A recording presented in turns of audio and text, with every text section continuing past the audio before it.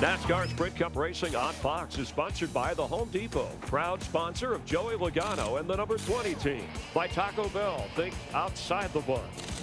By AT&T, your world delivered. And by State Farm, where great coverage meets great rates.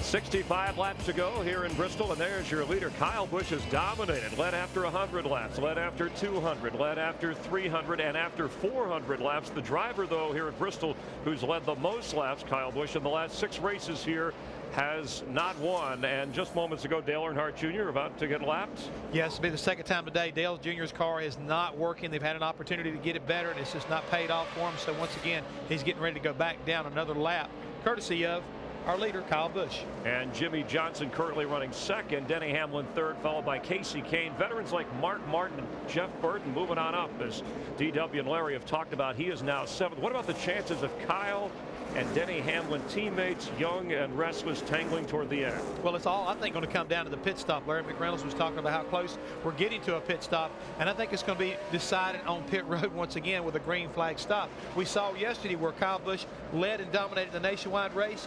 They had a problem on pit road. It cost him a win there. So you've got to have an opportunity right now that once they get on pit road, those crews cannot afford to make a mistake. Neither can the driver getting on pit road under green flag stop. We haven't done that all day today. This scene in Bristol, like a Greek theater, it might be the theater of the absurd when we see those stops. And talking about the pit stops, these are Jeff's choices for today's AT&T fastest pit crew. Hamlin, Johnson, and Kyle Busch. Don't forget to vote the AT&T fastest and most valuable pit crew of the year from your AT&T phone. Text the pit crew's car number to 2258. And we appreciate your vote. That's it from the Hollywood Hotel. Let's rejoin Darrell, Larry, and Mike. Thanks, Chris. 59 laps to go. One more pit stop in the offing. And Kevin Harvick up against the wall in turn 4. This could be the caution. It is. There it is. There's the everyone caution. else has been looking for. It looked like I might have had a tire, Larry. What a weekend, bud. What a weekend. You think of anything I had more fun doing? Well, one thing he did have some fun doing, he won the Nationwide Series race. The first time he's ever won a race in his own race car in the Nationwide Series. But it's been a tough weekend in this 29 car. They've had trouble with that car ever since they backed it out of the truck. There he goes. Pow. A well-worn path up to the safer barrier. Now, the good news is, not a lot of good news, but we do have interliners in the right side tires here. That's one thing that's a little different about this place and others, the short tracks. We do run interliners in the right sides. That's just a safety shield in case the tire goes down. Conspiracy theorists unite.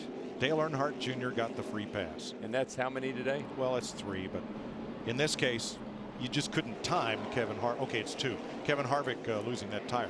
Pit road's open, and here come the leaders. Let's start with Steve Burns. Mike, Jeff Burton just saying my takeoff is a little slow and I'm a little freer than I want to be. Crew Chief Scott Miller says let's go up on air pressures all the way around. A half pound in all 4 tires for Jeff Burton, Krista.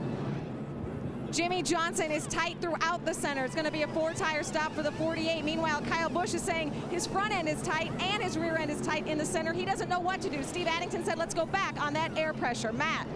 And Denny Hamlin is in. He says the car is way too tight, 3/4 of the way through the center, just like it was in practice. He needs it to be freed up a lot more. Trying to get the left sides on. Sherman's got the lefts on, and the 11 is away. Tell you what, that 18 crew didn't get beat off pit road that time. Look how big of a lead. That Casey Kane in the 9, Kenny Francis, they were the real winner. Yeah, I tell you, that 9 car is coming, Larry. Watch his lap times. He's as good or better than anybody right now. I'd watch him. The Gibbs cars will be up front on the restart, and nobody hungers more for a win in Thunder Valley than Joe Gibbs drivers. We'll tell you why when we come back.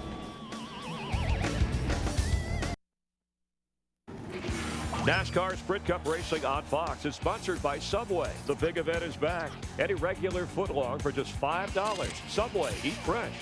By Lipitor. By Sprint, NASCAR Sprint Cup Mobile. It'll change the way you experience the race. And by the all-new 09 F-150. It's not just a new truck, it's a new F-150.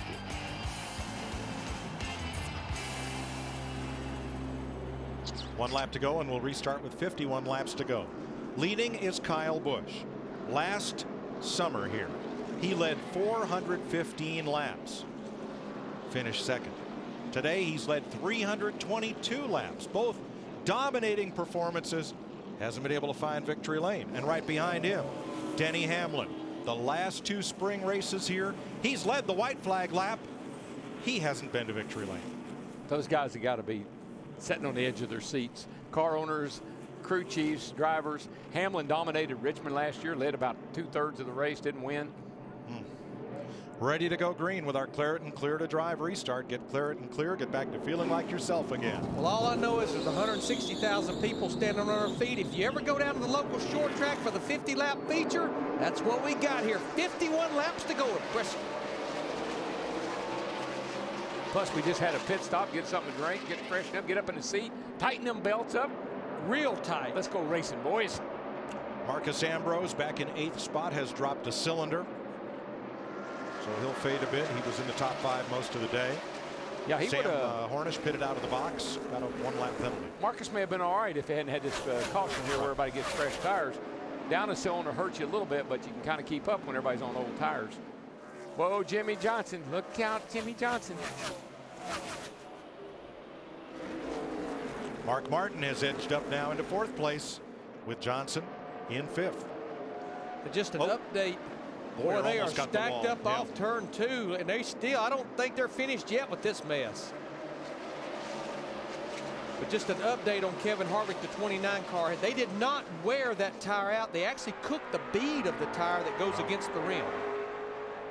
All right, Jimmy Johnson back now in 5th spot. Krista. Remember what I said, Mike, earlier about Jimmy Johnson being cold? Forget about it. They had a slow stop there. He came in second and went out 5th. They had problems. The lug nut got hung up on the left rear side. Caution. Yeah, David Stremme spinning from contact going into turn number 3. Well, that was that area right there, Mike, where you were saying, no, you know, bottled up, and they really were. I mean, there was just a bunch of cars all wadded up right here together.